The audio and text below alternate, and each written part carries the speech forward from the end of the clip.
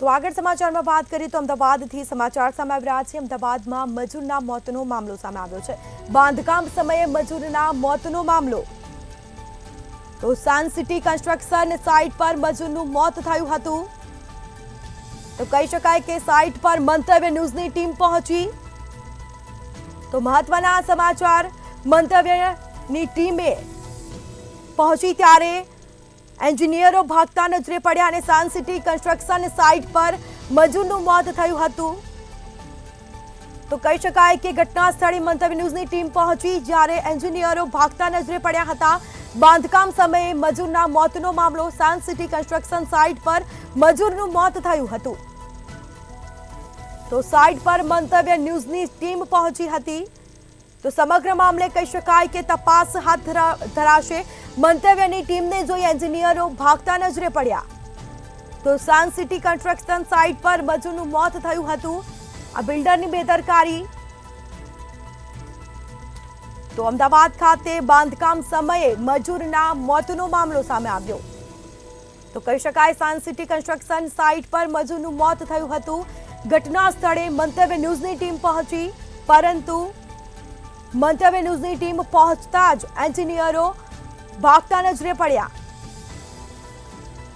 તો ક્યાંક ને ક્યાંક બેદરકારી, આ સખત બેદરકારી સામે આવી। સાયન્સ સિટી કન્સ્ટ્રક્શન સાઇટ પર મજૂરનું મોત થયું છે અને જેને લઈને કહી શકાય મંતવ્ય ન્યૂઝની ટીમ પહોંચી, પરંતુ એન્જિનિયરો ભાગતા નજરે પડ્યા। તો વધુ વિગતો સાથે સંવાદદાતા શિવાંશુ સિંહ આપણી સાથે લાઈવ જોડાઈ ગયા છે। જી, સાયન્સ સિટી ખાતે મજૂરનું પણ મોત થયું છે બાંધકામ કરતી વખતે, અને મંતવ્ય ન્યૂઝની ટીમ પહોંચી ત્યારે કહી શકાય કે એન્જિનિયરો ભાગતા નજરે પડ્યા છે। ક્યાંક ને ક્યાંક ઘોર બેદરકારી કહી શકાય।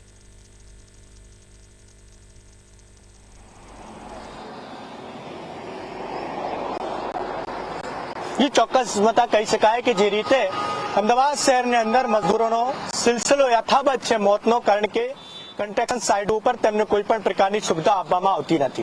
તેમની સેફટીથી માંડતા તમામ જે સુવિધાઓ આપવામાં આવવી જોઈએ એ તમામ સુવિધાઓ આપવામાં આવતી નથી। ત્યારે મંતવ્ય ન્યૂઝની ટીમે જ્યારે ફરી એક બાર એક એવા મજદૂર જે 22 વર્ષના રાજસ્થાનના રહેવાસી એક બહેન હતા, ખબર મળતા ત્યાં સ્પોટ ઉપર આપણે ગયા તો આપણે જાણવાનો પ્રયાસ કર્યો કે કઈ રીતે એની મૃત્યુ થઈ। ત્યારે એન્જિનિયર સાથે વાત કરવાનો પ્રયાસ કર્યો, પરંતુ એન્જિનિયરે કેમેરા સાથે વાત નથી કરી, પરંતુ ભાગતા નજર આવ્યો કે અમે વાત કરાવીશું, પરંતુ ક્યાંક ને ક્યાંક દાળમાં કાળું છે અને તંત્ર પણ સંડોવાયેલો છે તે ઉપર લાગી રહ્યો છે।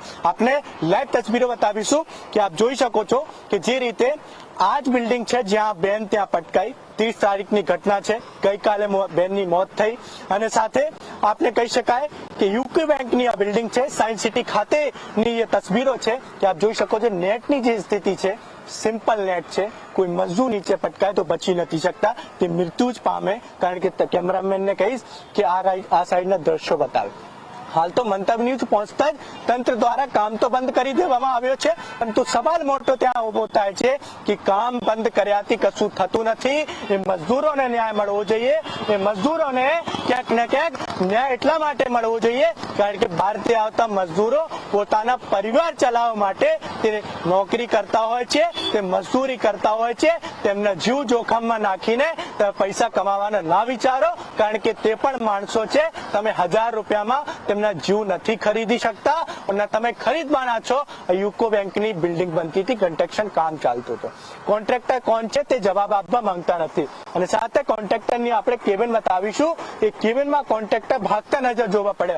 કોન્ટ્રાક્ટરની કેબિન છે તે પણ બંધ છે, આપણે તસવીરો બતાવીશું। એક મૃત્યુ જેના પરિવારમાં થાય છે મિતા, તે તેનું દિલ જાણે છે, તેનો પરિવારનો જ્યારે માણસ જાય તે જાણી શકે, કોઈ બીજો માણસ જાણતો નથી। એને બંધ કરી નાખ્યો છે। હવે બીજી વખત જે છે તે મંતવ્ય ન્યૂઝના કેમેરા સામે આવવા નથી માંગતા, કારણ કે ક્યાંક ના ક્યાંક એ કશું ના કશું અંદર રંધાઈ રહ્યો છે, તંત્ર પણ સામેલ છે। સાથે સ્મિતા આપણે બતાવીએ તો આપણે પોલીસ તંત્ર સાથે વાત કરવાનો પ્રયાસ કર્યો, તપાસ અધિકારી સાથે વાત કરી તો તપાસ અધિકારીને જણાવ્યો કે અમે ઈડી દાખલ કરેલી છે, અકસ્માત ગુનો દાખલ કર્યો છે, કારણ કે મેં ફરી એકવાર જ્યારે પોલીસ સાથે અમારો કોન્ટેક્ટ થયો, તેમને જાણવાનો પ્રયાસ કર્યો કે અમારી તપાસ ચાલુ છે। મેં એમને ચોક્કસ શબ્દોમાં કીધું કે અમને અપીલ પણ કરી કે જે મજદૂર છે તેમને ન્યાય મળવો જોઈએ અને આ લોકોને ખરેખર કાર્યવાહી થવી જોઈએ, કારણ કે સ્મિતા આ મજદૂર કોઈ માણસ જ છે, 1000 રૂપિયામાં કોઈની જિંદગી ખરીદી નથી લેવાતી. તમારી બેદરકારીને કારણે કોઈનો જીવ જોખમમાં નખાય એવું શક્ય ના થાય અને બનવું ના જોઈએ. કારણ કે તેમને પૂરતા સાધન મળવું જોઈએ, તેમને હેલ્મેટ મળવું જોઈએ, તેમને જેકેટ મળવું જોઈએ, તેમને કહી શકાય કે જે એક નેટ આવે છે કે જે મજદૂર નીચે પટકાય, કે મજદૂર નીચે પટકાય તેમને જીવ બચાવી લેવા શકાય તેવા તમામ કાયદાઓ બનાવવામાં આવ્યા છે, પરંતુ એ થતું નથી. 22 વર્ષથી એક નવયુવાન બી કહી શકાય, સ્મિતા જેના પરિવારમાં એ અત્યારે દુઃખદની ઘડી છે. તેના પરિવાર ઉપર શું વીતી રહ્યો છે, મજદૂર નથી કહી શકાય, મારે શબ્દો નથી મજદૂરના, પરંતુ એ માણસના શબ્દો છે. એક માણસ જ્યારે માણસના પરિવારમાંથી જાય એ દુઃખ એ જાણી શકે.